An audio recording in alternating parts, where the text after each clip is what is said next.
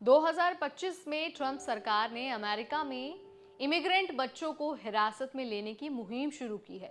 अब तक 500 से ज्यादा बच्चे अपने परिवारों से अलग किए जा चुके हैं।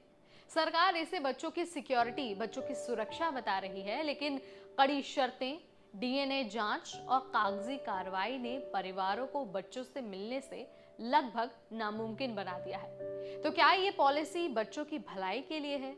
कैसे ये नीति मासूम बच्चों को तकलीफ दे रही है और इसके पीछे का असली मकसद क्या है, आज हम आपको इस वीडियो में बताने वाले हैं और इन सारे क्वेश्चंस का आंसर आपको देने वाले हैं बहुत आसान भाषा में। तो चलिए फटाफट एक एक करके बात कर लेते हैं कि आखिर पूरा मसला क्या है और ट्रंप सरकार चाहता क्या है। नमस्कार, मेरा नाम है नेहा उपाध्याय और आप देख रहे हैं एनबीटी टेक एट। ट्रंप सरकार के नए आदेशों के तहत आईसीई यानी कि आइस और एफबीआई देश भर में इमिग्रेंट बच्चों के घरों पर वेलफेयर चेक कर रही है।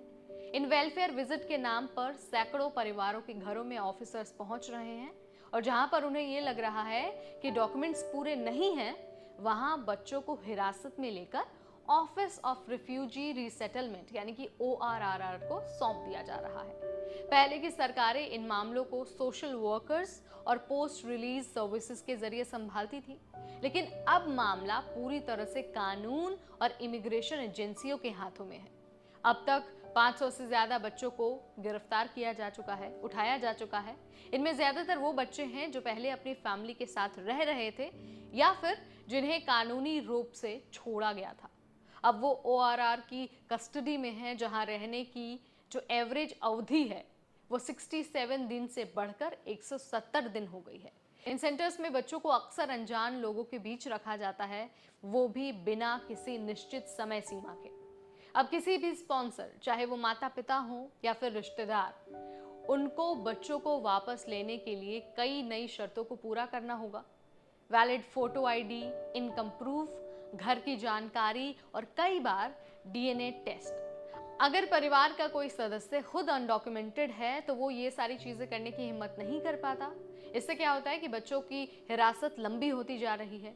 कई मामलों में जो माता पिता हैं वो सब कुछ ठीक होने के बाद भी बच्चों को वापस नहीं ले पा रहे हैं। इस पूरी पॉलिसी को और ज्यादा डिस्टर्बिंग बनाता है वॉशिंगटन डीसी में बना एक वॉर रूम।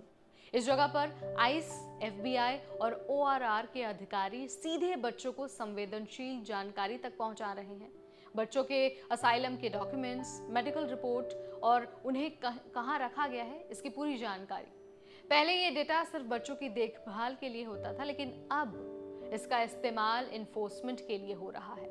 सरकार का कहना है कि ये सारी चीजें बच्चों की सिक्योरिटी के लिए है, लेकिन कोई भी प्रोफेशनल वेलफेयर एजेंसी रात में दस्तक देकर बच्चों को नहीं उठाती है।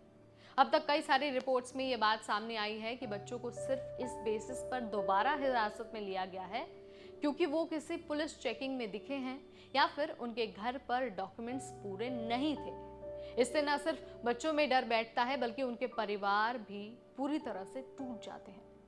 अब कई सारे ह्यूमन राइट्स ऑर्गेनाइजेशन और वकीलों ने इस पॉलिसी के खिलाफ कोर्ट में याचिकाएं दायर की हैं।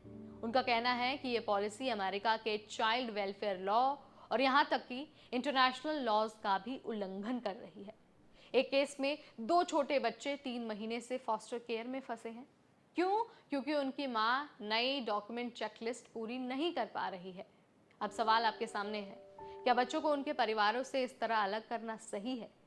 क्या ये कानून व्यवस्था है या फिर सिर्फ राजनीतिक रणनीति? जो भी आप मानते हैं, let me know in the comment section. इस वीडियो में फिलहाल इतना ही।